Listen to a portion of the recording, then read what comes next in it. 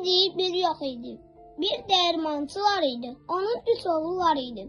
Bir gün dəyirmançı öldü. Böyük oğlu dəyirmanı götürdü. Ortancı oğlu eşeği gələndi. Kiçik oğlu isə bir pişik qaldı.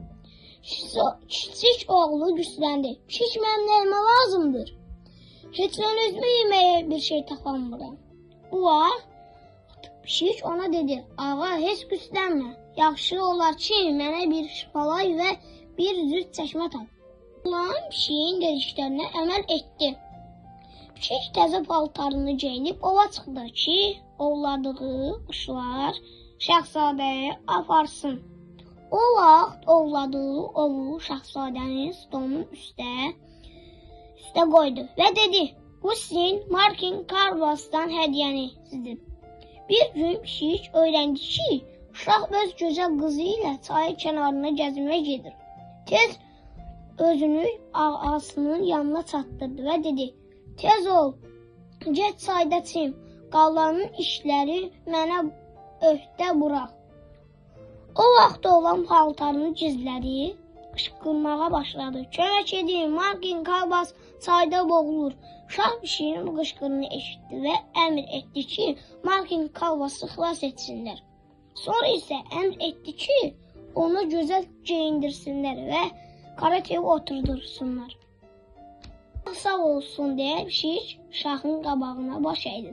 Markin Karvas sizin öz sarayına dəvət edir. Pişik özü isə qabaqda qaça-qaça onları yol göstərdi.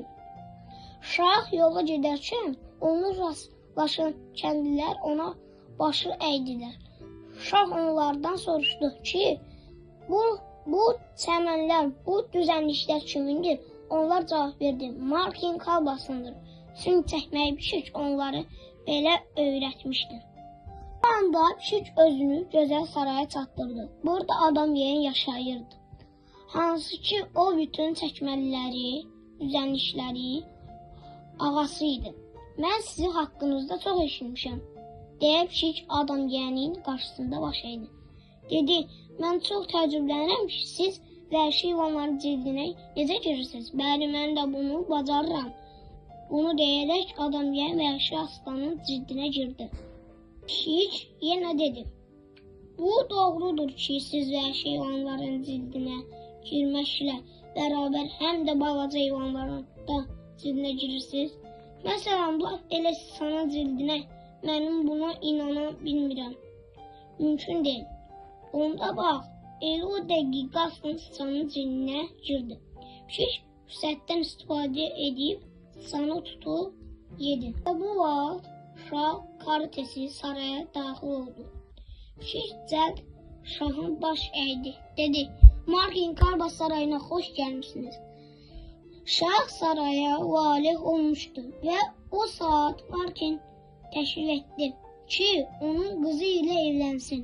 O gün pişik burada sarayda ağalardan biri oldu və öz keyfinə əyləncəsi üçün hərdən sıçan ovunda çıxırdı.